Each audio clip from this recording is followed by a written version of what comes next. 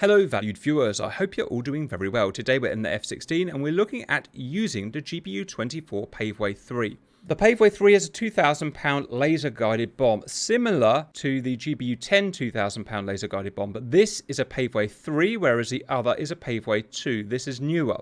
First of all, it has larger flight surfaces, which means that we can drop it at longer distances. It has more modern avionics, so we have more options at setting up and deploying the weapon. There are two main deployment modes, PRE and VIS, and we'll use both in different missions. So first, let's set the jet up. Master arm on, laser arm on. We'll need our T-pod if we're going to designate with our laser ourselves, so make sure our right chin is on and we've got the T-pod. It's a laser guided bomb, so we need to ensure that our laser is set up. First, the bombs have a laser assigned to them. To find out what that is, press and hold K for kneeboard. 1688. If you want to change that physical laser code on the bombs, you have to do it either on the ground or in the mission editor. Also, I'll need to set my laser designation code on my T-pod to make sure it matches. To do that, list on the DED. 0 for MISC and 5 for laser. We can change our designation laser, our laser spot track, and our automatic laser time.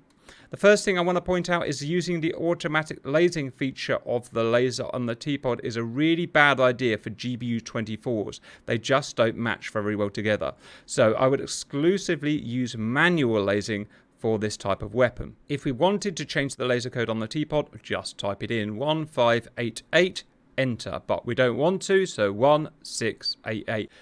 Enter, dobber down to make sure it's saved, and it has returned back to main menu. Next, let's set the bomb up. Air-to-ground master mode, which automatically defaults us to the stores management screen SMS here. I've only got this type of bomb, so it's automatically selected. Our first option is the main mode, PRE or VIS. PRE you're probably going to use most of the time. It allows us to drop the bomb on a SPI, sensor point of interest, designated by one of the aircraft sensors. VIS mode allows us to designate visually, and we'll show why you might want to do that, but you might want to designate visually through the HUD or through the helmet mounted display. Let's start on PRE. Options, RBS, currently not available. Mode, currently not available. Fuse, nose or tail. Let's do nose. How many seconds after the bomb is dropped do we want the bomb to arm? We can change the amount of seconds here. 4 is fine. Next, we want to change the Q range here and the release angle here. So, control submenu. Time of flight calculated here, and it is an estimate. Q range in nautical miles. This doesn't actually affect the bomb's operation. I would describe it more as a reminder for the pilot. We do not need to set it, but we can. Defaulted to 4 miles. I'm going to change it to, I don't know, 7 miles. It's 7 and lots of zeros, actually. Enter. 7. Release angle. GBU-24 can be dropped in a dive, level, or a slight loft. It's defaulted to a dive of negative 30 degrees. I don't know why. That seems a bit silly, but we can change it. We can go up to positive 10 degrees, a positive 10 degree loft for maximum range. 10. Remove the negative. That would be 10. But I'm going to get rid of that, and I'm just going to go 0, a boring basic level drop. Enter. Back to SMS page. So, nose, 4 seconds. Q range 7 miles. Release angle level. Finally, how many bombs do we want to drop and all that jazz? Well, I've got lots, so let's drop some more single pulses. I want 2 bombs and that many milliseconds between the bombs, and that's my bomb set up. Next, let's find the target. So, open my T-pod, which we will need at least at some point because we'll need the laser on the T-pod. Before we make this T-pod soy, first we're going to slew the T-pod to a steer point, which we just happen to have near the target. It's just the easiest way of doing it. So steer point increment there, that's steer point 2, and the T-pod slewed to that steer point. Now I need to take control of the T-pod, and we best just go through some reminders very quickly. To take control of the T-pod or make it soy, sensor of interest, data management switch down. To maneuver the cursor on the T-pod, we need radar cursor switch up, down, left and right, or the equivalent axis. To zoom in and out, manual ranging knob, clockwise or counterclockwise, or the equivalent axis. To designate a target, TMS, target management switch up, short press. We'll use the same switch, a long press later on, when designating through the helmet mounted display. And finally, trigger First detent, push and hold to fire the laser manually. DMS down to make it soy. Cursor switches to move it about. Wide to narrow. Ranging knob, zoom in. Find a baddie you want to blow up. That guy there. Before I designate, I'm going to do a manual laser just to double check the range with the laser. So push and hold, trigger first detent, and then TMS up, single press to designate that point. That guy's about to get bombed.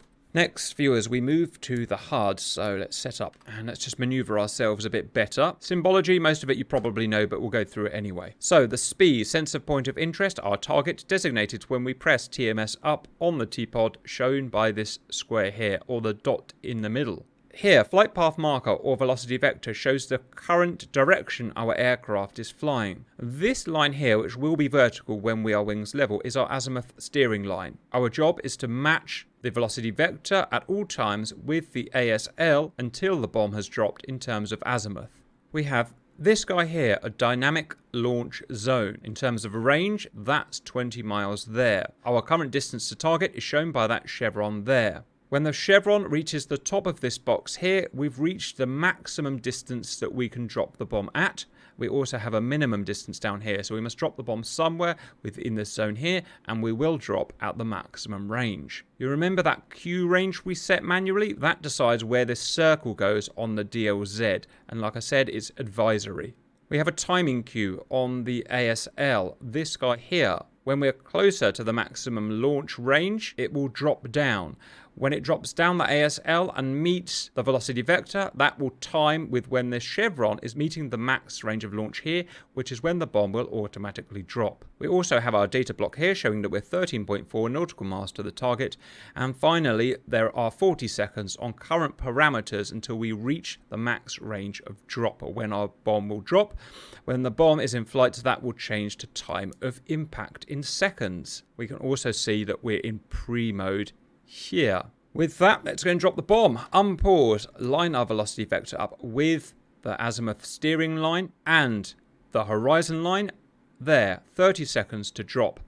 In terms of speed, about 400 knots is fine. There's no real range you need to be in. In terms of altitude, there is a maximum slant range of about 10 miles with this laser. So calculate that. It's about 6,000 feet per mile.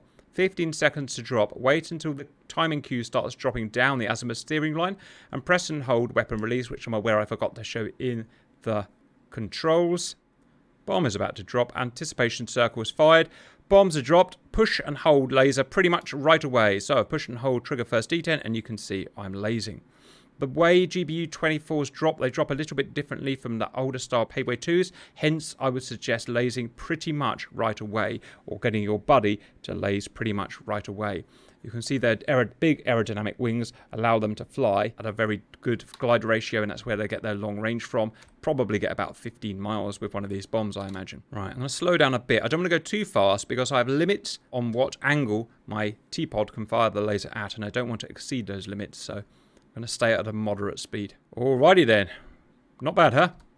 And 500 milliseconds. Another bomb drops. Right, that's pre-mode.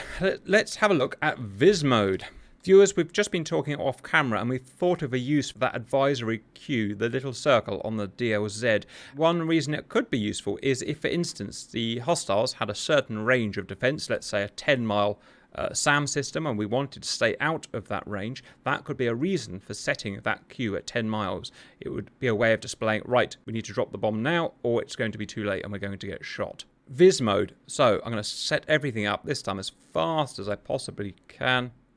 VIS instead of pre. Just drop one bomb for ease. Control. Just going to change our angle to 0. And that's the bomb set up. In this case, we're going to have our T-pod up, but we're not going to do anything with it. It's going to be driven, this time, by our visual acquisition. The visual acquisition can be done either from the HUD and/or the helmet-mounted display. And helmet-mounted display is always better, so we're going to do that. Now, a use case for this mode, what if you knew you had to hit a target of a certain color? Well, the T-pod won't display that, only your eyes will display it. And in a lot of cases, still the Mark 1 eyeball is the best way of finding a target. So that's what we're going to have here. So with our helmet mounted display turned on with that knob and it activated, i.e. showing here, I'm going to press TMS up, long press, and you can see a little square appears. Now we can use it to designate a target. So this is kind of hard with track IR. VR would be better, but put it on a target that's the right color, that one there, TMS up short, and that's our target designated. The T-pod will automatically slew, and at that point, if you want, you can refine it with the T-pod. And I won't go any further because from here on in, it's the same as pre, but that was really showing you a use case where you might want to use VIS instead of pre. I hope that was useful, and bye-bye.